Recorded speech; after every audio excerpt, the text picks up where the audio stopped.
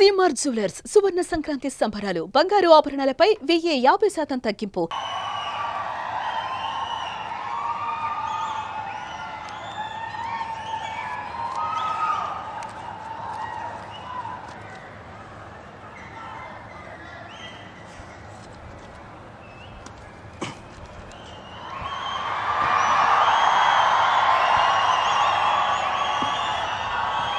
ఒక సదుద్దేశం, ఒక సదాశయం లేకుండా ఒకరు కన్యాకుమారి నుంచి కశ్మీర్ వరకు నడిచిన అది ఒక నిరర్ధకమైన నడకగా చరిత్రలో మిగిలిపోతుంది.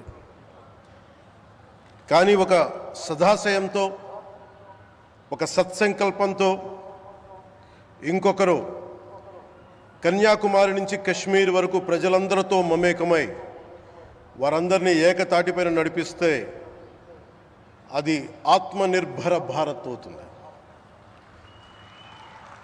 అదే కన్యాకుమారి నుంచి కశ్మీర్ వరకు ప్రజలకి వారి పరిసరాల శుభ్రత యొక్క బాధ్యతను తెలియజేస్తే అది స్వచ్ఛ భారత్ అవుతుంది. అదే కన్యాకుమారి నుంచి కశ్మీర్ వరకు ప్రజల గుండెల్లో దేశభక్తి, ధైర్య సాహసాలతో నింపితే అది పటిష్టమైన, బలిష్టమైన భారతం అవుతుంది. అది ఒక రోజున అఖండ భారతం అయి తీరుతుంది. ఒక బలమైన భారత్ కోసం, ఒక దృఢమైన దేశం కోసం, జగత్తంతా వసుదైక కుటుంబం అనే భావన కోసం 4.5 దశాబ్దాలుగా పరిశ్రమిస్తూ ఆ దారిలో ఎదుర్కొన్న ప్రతి పరాజయాన్ని, పడ్డ ప్రతి అవమానాన్ని నవ్వుతూ స్వీకరిస్తూ వాటినే విజయాలకి ఇంధనంగా వాడుకుంటూ దేశాన్ని అభివృద్ధి పథంలో నడిపిస్తూ భారతదేశాన్ని ప్రపంచంలోనే 3వ బలమైన ఆర్థిక వ్యవస్థగా తీర్చిదిద్దేలా నడిపిస్తున్న మన ప్రియతమ ప్రధాని, మన గౌరవ ప్రధాని శ్రీ నరేంద్ర మోదీ గారికి నా తరపున 5 కోట్ల మంది ఆంధ్రప్రదేశ్ ప్రజల తరపున నా హృదయపూర్వక నమస్కారాలు.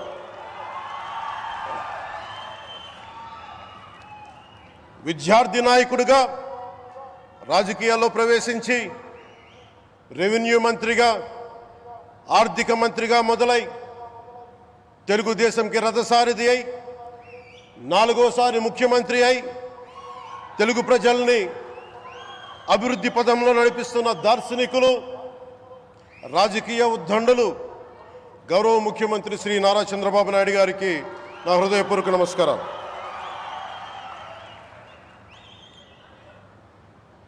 తోటి మంత్రివర్గ సహచరులైన ప్రతి ఒక్కరికి, నారా లోకేష్ గారికి, ఎన్డీఏ కూటమి శాసనసభ్యులకి, నాయకులకి, బీజేపీ నాయకులందరికీ పేరు పేరున నా నమస్కారాలు. కార్యకర్తలకి నా హృదయపూర్వక నమస్కారాలు. బీజేపీ నాయకురాలు శ్రీమతి పురంధేశ్వరి గారికి నా హృదయపూర్వక నమస్కారాలు. మా ఎన్డీఏ కూటమికి 164 అసెంబ్లీ స్థానాలు, 21 మంది పార్లమెంట్ సభ్యులనిచ్చి మమ్మల్ని వారి విలువైన ఓటుతో వేసి గెలిచిన ప్రతి ఒక్కరికి ఆడపడుచులకి, అక్క చెల్లెలకి, పెద్దలకి, పిన్నలకి, యువతులకి, యువకులకి పేరు పేరున నా హృదయపూర్వక నమస్కారాలు. ప్రజలు ఎన్డీఏ ప్రభుత్వాన్ని నమ్మారు, నిలబడ్డారు. అలా నిలబడినందుకే ఈ రోజున మన గౌరవ ప్రధానమంత్రి గారి సారథ్యంలో ఈ ప్రారంభోత్సవాలు కానీ, శంకుస్థాపనలు కానీ, అది దక్షిణ కోస్తా రైల్వే జోన్ కావచ్చు, కృష్ణపట్నం ఇండస్ట్రియల్ పార్క్ కానీ, గ్రీన్ హైడ్రోజన్ హబ్ కానీ, అనకాపల్లి బల్క్ డ్రగ్ పార్క్ కావచ్చు, 6 కొత్త రైల్వే ప్రాజెక్టులు కావచ్చు, వీటన్నిటిని వచ్చే పెట్టుబడి దాదాపు 2,10,000 కోట్ల రూపాయల పెట్టుబడులు, 7.5 లక్షల మందికి ఉపాధి అవకాశాలు. అవినీతితో కూరుకుపోయి ఉపాధి అవకాశాలు లేక, ఉద్యోగ అవకాశాలు లేక విలవిల్లాడుతున్న సమయంలో మీరు నిలబడ్డారు. అందుకే ఈ రోజున ఈ 2 లక్షల పైచిలుకు పెట్టుబడితో 7.5 లక్షల ఉపాధి అవకాశాలు లభించి మనందరికీ ఇచ్చినందుకు మనస్ఫూర్తిగా ప్రధానమంత్రి శ్రీ నరేంద్ర మోదీ గారికి చేతులెత్తి నమస్కరిస్తున్నాం. ఇవి కాకుండా కొత్త హైవేల నిర్మాణం, విస్తరణ, అలాగే అమరావతి రాజధానికి పెట్టుబడులు, పోలవరంకి నిధులు, 15th ఫైనాన్స్ కమిషన్ నిధులు కానీ, జల్ జీవన్ మిషన్ కోసం ప్రతి ఇంటికి నీరు, రక్షిత మంచినీరు రావాలి ఆయన ఆకాంక్ష, ఆయన ఆశయం. మనకు గంట కాదు 24 గంటలు రావాలని పడ్డ తపన ప్రధానమంత్రి గారిది. వీటన్నిటికీ చేయగలుగుతున్నాం, ముందు ప్రారంభించామంటే మీరు మా మీద పెట్టిన భరోసా, మా మీద పెట్టిన నమ్మకం, గౌరవ ప్రధానమంత్రి గారి మీద మీరు చూపించిన నమ్మకం. ఈ రోజున అది 2 లక్షల పైచిలుకు పెట్టుబడులుగా ఇక్కడికి వచ్చింది. ఎక్కడో మన మారుమూల గ్రామాల్లో 70 సంవత్సరాల పాలనలో గ్రామాలకి రోడ్డు లేదు.